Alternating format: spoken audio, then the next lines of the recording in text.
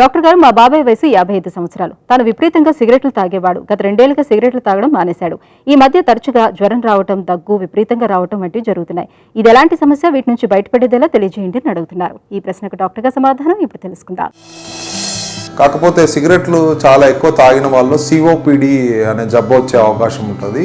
ఈ సిఓపిడి అనేది సీజనల్గా, అంటే కొంత కాలం మారినప్పుడు, అంటే సీజన్ మారినప్పుడు ఇన్ఫెక్టివ్ ఎక్సర్బేషన్ అంటే బ్యాక్టీరియల్ ఇన్ఫెక్షన్స్ ఎక్కువ వచ్చే అవకాశం ఉంటుంది. ఈ సిఓపిడి పేషెంట్స్లో ముఖ్యంగా chronic bronchitis variety of COPD పేషెంట్స్లలో కఫం అనేది ఎక్కువ పేర్కొని పోయి ఉంటుంది. వీళ్ళలో ఇన్ఫెక్షన్ వచ్చే అవకాశాలు చాలా ఎక్కువ. సో ఇలాంటి ఇన్ఫెక్షన్స్ వచ్చినప్పుడు వీళ్ళకు కఫం కలర్ మారడం, అంటే ఎల్లో కలర్కి మారడం, అట్లా ఫీవర్ వచ్చే అవకాశాలు ఉంటుంది. That is called acute exacerbation of chronic bronchitis అని అంటాము.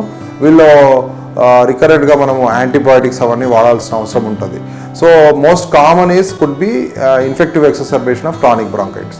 అదర్ టూ కండిషన్స్ ఏంటంటే, స్మోకింగ్ చేసిన వాళ్ళు జనరల్గా లంగ్ యొక్క ఇమ్యూనిటీ అనేది తక్కువైపోయి ఉంటుంది. కొంతమందిలో ఈ స్మోకింగ్ ఉన్న వాళ్ళలో లంగ్ క్యాన్సర్ రావచ్చు. లంగ్ క్యాన్సర్ అంటే ట్యూమర్ కనుక శ్వాసనాళాల్లో వచ్చినట్టయితే ఎండోబ్రాంకియల్ ట్యూమర్స్ అంటారు.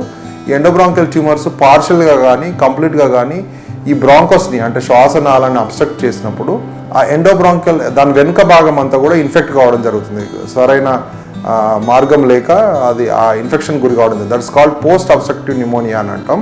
ఈ పోస్ట్ అబ్స్ట్రక్టివ్ న్యూమోనియా పేషెంట్స్లో కూడా మీకు ఫీవర్, కాఫ్ ఇవన్నీ ఉంటాయి.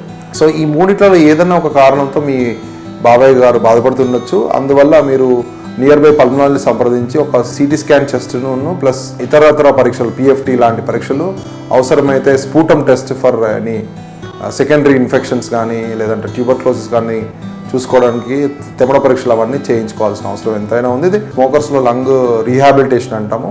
వాళ్ళు కొన్ని జాగ్రత్తలు తీసుకోవాలి. ప్రతి ఏటా వ్యాక్సిన్స్ తీసుకోవాల్సి ఉంటుంది. And pneumococcal and flu vaccines తీసుకొని ఇన్ఫెక్షన్స్ రాకుండా ప్రివెంట్ చేసుకోవాలి. 50 ఏళ్ళ పైబడి కోమార్బిడిటీస్ ఉన్న వాళ్ళందరూ ఈ వ్యాక్సిన్లు తీసుకుంటే చాలా మంచిది. అట్లనే రోజు పొద్దున కొంచెం వ్యాయామం చేయడము, లేదంటే ప్రాణాయామం లాంటి చేసి ఆ తెమడంతా కొంత బయటికి వెళ్ళేటట్టు చూసుకోవడం ద్వారా ఈ ఇన్ఫెక్షన్స్ని, తీవ్రతను, నెంబర్ ఆఫ్ ఇన్ఫెక్షన్స్ ఎపిసోడ్స్ని కూడా మనం తగ్గించవచ్చు.